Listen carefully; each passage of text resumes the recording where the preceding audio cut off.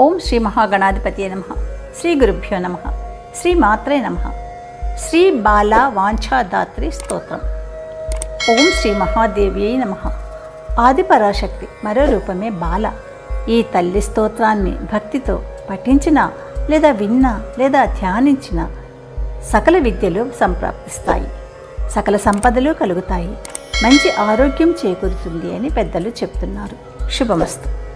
మీరు మొదటిసారిగా నా ఛానల్ చూస్తున్నట్టయితే మీరు సబ్స్క్రైబ్ చేసుకుని అందరికీ షేర్ చేసి సహకరించండి.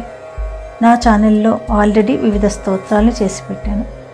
వాటిని విని భగవంతుని కృపకు పాత్రలు కండి, వివిధ రకాల ప్రయోజనాలను పొందండి. Thank you. శ్రీ బాల వాంఛాధాత్రి స్తోత్రం. విద్యాక్షమాలా సుఖపాలముద్ర రాజత్కరం కుందన సమాన కాంతిం ముక్తా ఫలాలంకృత శోభనాంగీం బాలాం భజే వాంగ్మయ సిద్ధిహేతో భజే కల్పవృక్షాధ ఉద్దీపరత్న ఆసనే సన్నిషణ్ణా మధా గూర్ణితాక్షీం కరైర్బీజపూరం కపాలేషు చాపం సపాశాంకుశాం రక్తవర్ణాం దధానాం వ్యాఖ్యానముద్రామృతకుంభవిద్యాం అక్షస్రజం సందదథీం కరాబ్జైః చిద్రూపిణీం శారదచంద్రకాంతిం బాలాం భజే మౌక్తికభూషితాంగీం పాశాంకుశౌ పుస్తకమక్షసూత్రం కరైర్దధానాం సకలామరార్చ్యాం రక్తాం త్రినేత్రాం శశిశేఖరాం తాం భజే కిలర్ఘ్యై త్రిపురాం చ బాలాం ఆరక్తాం శశిఖండమండితజటాజూటానుబద్ధస్రజం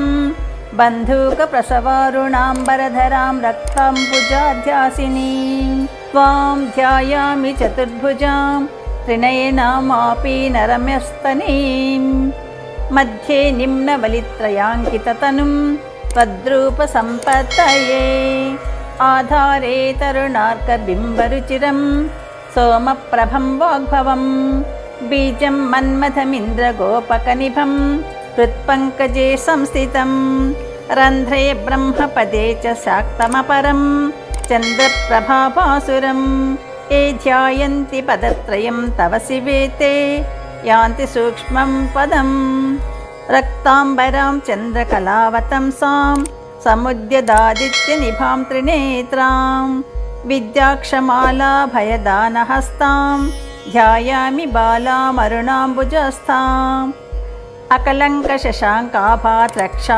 చంద్రకళావతి ముద్రా పుస్తల సద్బాహా పాతు మాం పరమాకళా మాతులింగపయోజన్మహస్తాం కనికసన్నిభాం పద్మాసనగతాం బాలాం ధ్యాయామి ధనసిద్ధయే వరపీయూషకలశపుస్తకాభీతిధారిణీం సుధాం స్రవంతీం జ్ఞానాప్యై బ్రహ్మరంధ్రే విచింతయే శుక్లాంబరాం శశాంకాభాం ధ్యాయామ్యారోగ్యదాయినీం శృణిపాశధరాం దేవీం రత్నాలంకారభూషితాం అకారాదిక్షకారాంతవర్ణావయవశాలినీం ప్రసన్నామరుణామీక్షే సౌమనస్య ప్రదాం శివాం పుస్తకజపవటహస్తే వరదాభయచిహ్నబాహులతే కర్పూరామలదేహే వాగీశ్వరి చోదయాశు మమ చేతః